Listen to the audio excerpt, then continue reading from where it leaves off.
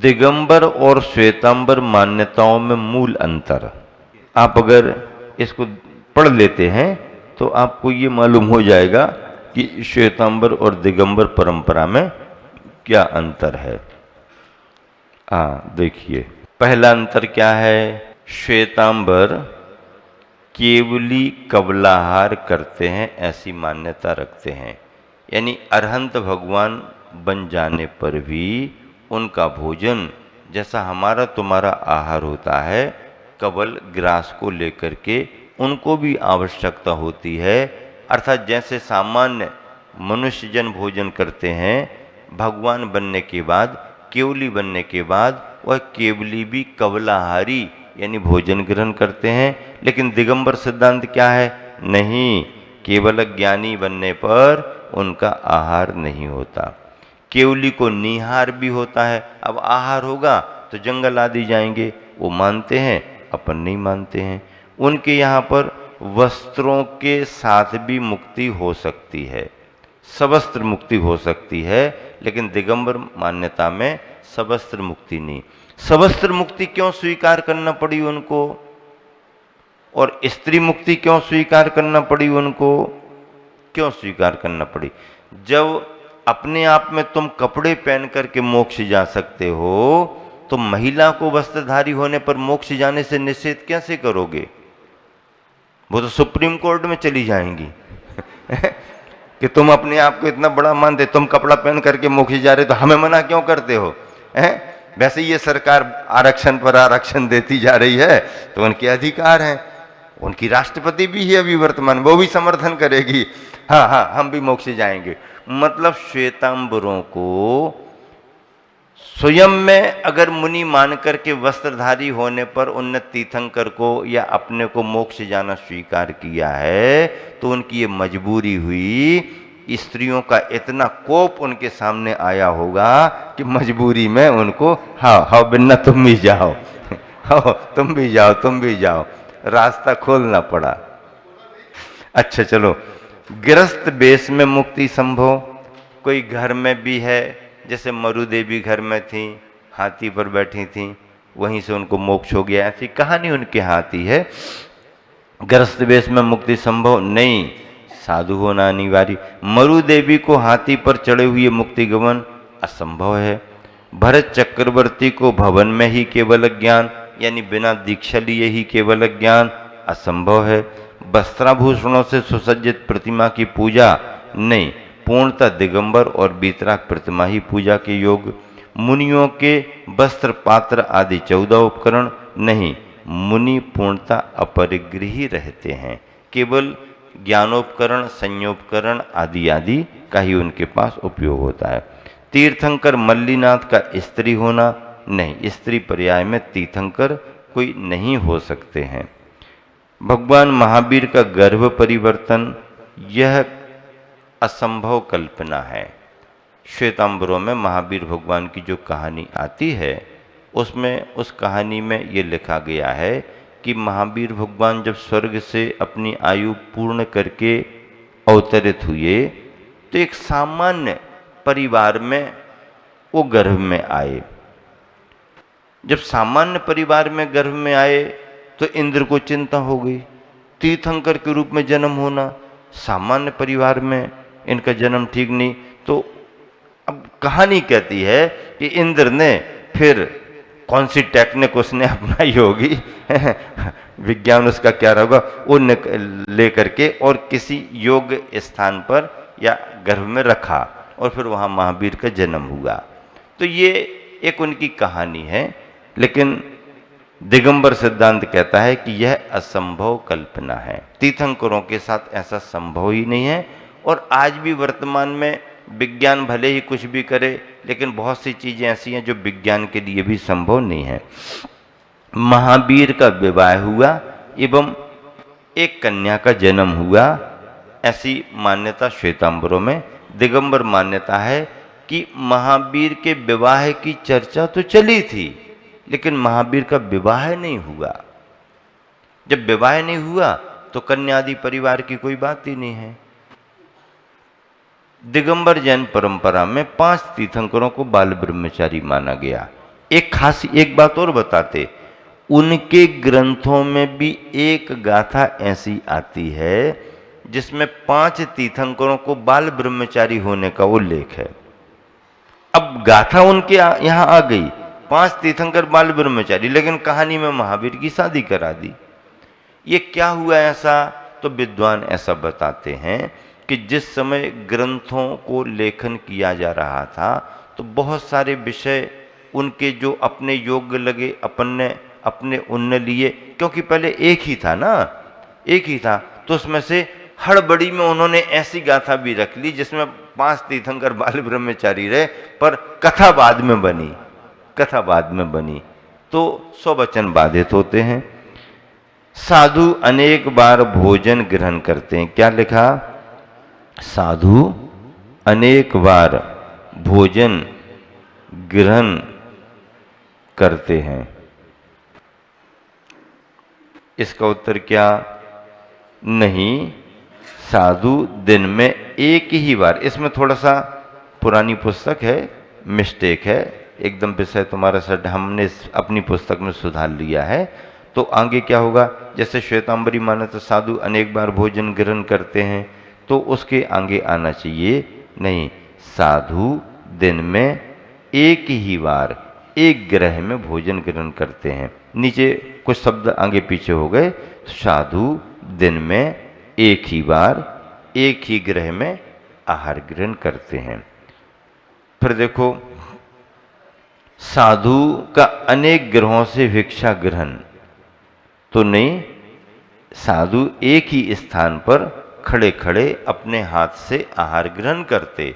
मतलब अनेक घरों में जाएंगे तो हाथ का बंधन नहीं, पैर का बंधन नहीं, अनेक जगह से लेंगे, वो श्वेतांबरी चर्या है। दिगंबरी चर्या में किसी एक जगह रुकेंगे, पड़गाहन होगा, फिर अपने नियम के अनुसार खड़े होकर के अपनी ही अंजुलि में आहार लेंगे। अनेक घरों का संबंध उनकी चर्या से नहीं जुड़ेगा। महावीर स्वामी पर तेजोलेशा से उपसर्ग हुआ, श्वेतांबरी मान्यता है, लेकिन दिगंबरी मान्यता में तेजोलेशा से उपसर्ग नहीं हुआ। 11 अंग की मौजूदगी श्वेतांबर आज भी मानते हैं। दिगंबर परंपरा में मान्यता है, सिद्धांत है कि अंग ज्ञान लोप हो चुका है, अंग ज्ञान लोप हो चुका। जितने भी ग्रंथ आज वर्तमान में मौजूद हैं उनमें अंग ज्ञान की पूर्णता नहीं है, बहुत बहुत अंश मात्र, समुद्र के सामने बूंद मात्र अपने पास ज्ञान है सारे ग्रंथों में। लेकिन श्वेतांबरियों ने वाचनाएं करके ऐसे ऐसे वो बना करके अपने 11 अंगों की मौजूदगी ग्रंथों में दिखाई, और उनकी मान्यता है कि आज भी मौजूद है। नहीं, दिगंबर परंपरा कहती है अंग ज्ञान लोप हो चुका है। उनके यहाँ पर शूद्रों को भी मुक्ति होती है, हो सकती है, ऐसा कहते। अपने यहाँ शूद्र कुल से उसके लिए पात्रता नहीं रहेगी कि वह मोक्ष को प्राप्त हो। शूद्र के घर से भी मुनि आहार ले सकता है, श्वेतांबरी मान्यता। दिगंबरी मान्यता निंद कुल, नीच कुलों में आहारचर्या नहीं होती। तीर्थंकर के कंधे पर देव द्रव्य वस्त्र, कभी कभी आपने फोटो देखी होगी कि महावीर भगवान खड़े हैं या आदिनाथ, उनके कंधे पर ऐसा वस्त्र लटका हुआ है, ये श्वेतांबरी मान्यता है। दिगंबरी मान्यता में तीर्थंकर या मुनि कोई भी हो पूर्णतः वस्त्र से रहित होते हैं। तीर्थंकर की माता को 14 स्वप्न, श्वेतांबरी मान्यता। दिगंबरी मान्यता में तीर्थंकरों की माता को 16 स्वप्न आते हैं। अगला, उसमें नहीं लिखा होगा, हमने अलग से नोट किया। तीर्थंकर प्रकृति बंध में कारण उन्होंने 20 भावनाएं मानी हैं उनके ग्रंथों में, अपने यहाँ पर 16 कारण भावना, 16 भावना। नोट, 16 ये मतलब स्वप्न में 14 और 16 में क्या अंतर है? वो 14 मानते, हम 16 मानते, इसमें क्या अंतर है? नोट, दिगंबर आमनाय में मान्य 16 स्वप्नों में कलश युगल, मीन युगल, सिंहासन और नागेंद्र भवन, इन 4 स्वप्नों की मान्यता श्वेतांबर आमनाय में नहीं है। दिगंबरी आमनाय में जो स्वप्न माने उनमें कलश युगल भी है, मीन युगल भी, सिंहासन और नागेंद्र भवन। तो ये 4 स्वप्नों की मान्यता श्वेतांबरों में नहीं है। हाँ, जबकि शेष 12 स्वप्न, अब बचे 12, तो शेष 12 स्वप्नों में ध्वजा और कुंभ जोड़ देने से श्वेतांबरों के 14 स्वप्न हो जाते हैं। दिगंबरों के 16 स्वप्नों में से 4 वो कम करके 12 बचे। उन 12 में कुंभ और ध्वजा जोड़ दो तो उनके 16 स्वप्न 14 स्वप्न हो जाते हैं। इस तरह से ये दिगंबर और श्वेतांबर की मूल मान्यताओं का अंतर मैंने आपको बताया। क्यों?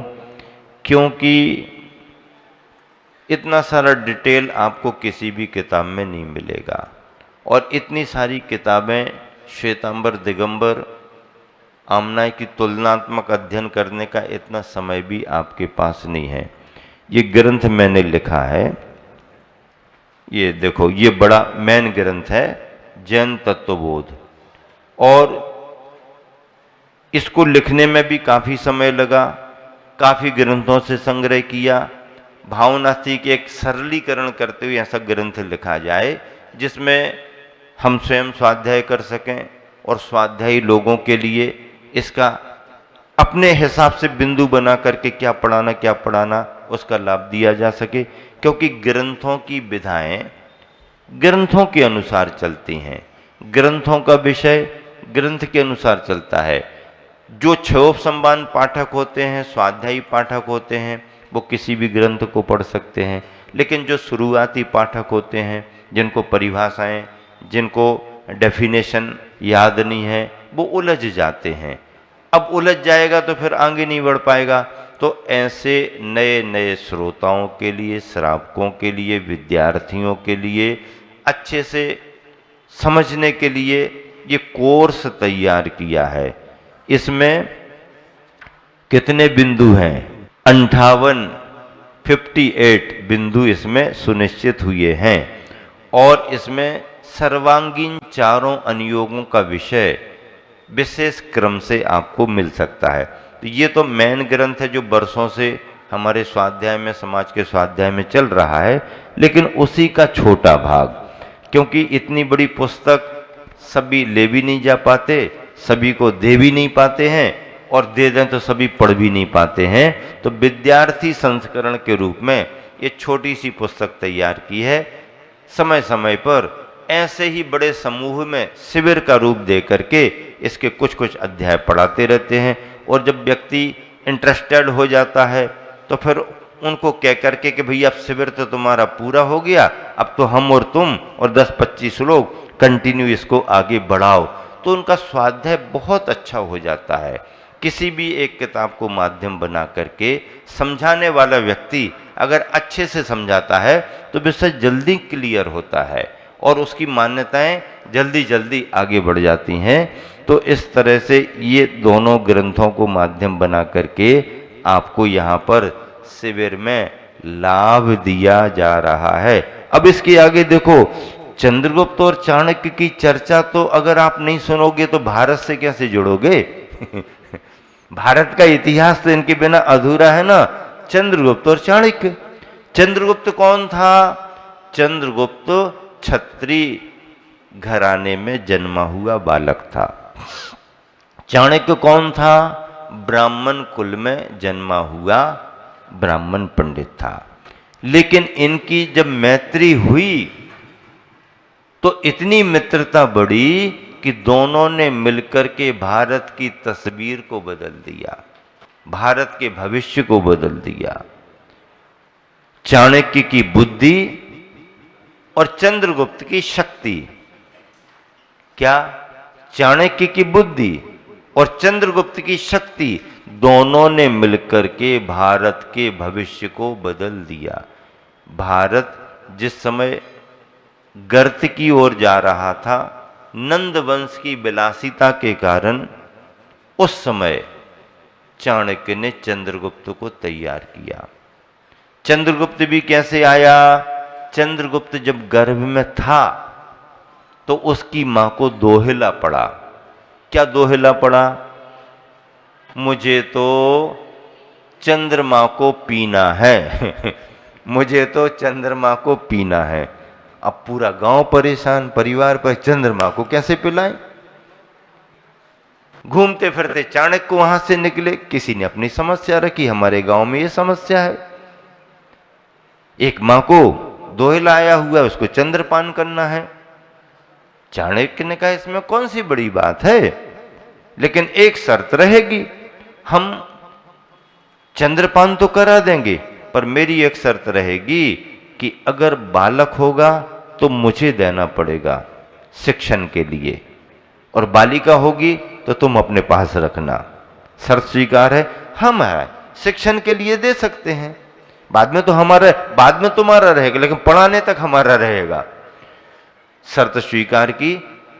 चाणक्य ने अपनी बुद्धिमत्ता से थाली में पानी भरा और उसमें चंद्रमा को दिखाया, और ओ चंद्रमा आ रहा, ओ पी लो, आंख बंद करो, जल्दी पी लो, आंख बंद। चंद्रमा देख करके आंख बंद किया, पानी पी गई, चंद्रमा गया, चंद्रपान हो गया, दोहला शांत हो गया।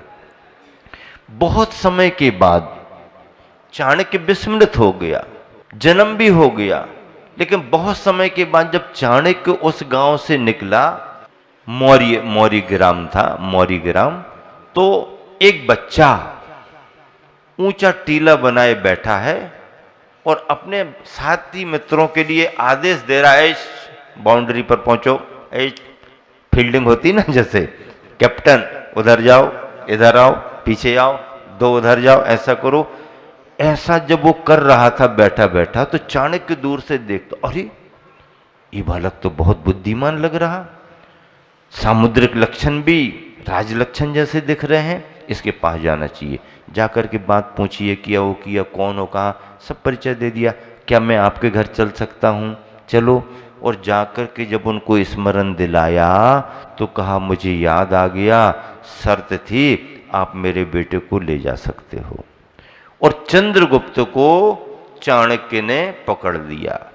फिर चंद्रगुप्त और चाणक्य ने मिलकर के जो जो रचनाएं रची, आपको मालूम है कई बार फेल हुए हैं ये, कई बार जान बचा करके भागना पड़ा इनको। ये सीधे पाटलिपुत्र पर धावा बोलते थे, वहां की सेनाएं बड़ी सबल थीं और पराजय होती थी, ये भाग जाते थे। चाणक्य मूर्ख कैसे हैं? वो ऐसे मूर्ख हैं कि वो सीधा राजधानी पर अटैक करते हैं। आसपास के पहले राज्यों को जीतना चाहिए, अपनी सेना को मजबूत करना चाहिए, फिर बीच में धावा बोलना चाहिए। ये बीच में खिचड़ी खा रहा, हाथ जलेगा नहीं तो क्या होगा। उनको ख्याल में बात आ गई और वहां से जाकर के उन्होंने वही कार्य किया, और चंद्रगुप्त चाणक्य ने नंद वंश का पराजय करके भारत के भविष्य को सुरक्षित कर दिया।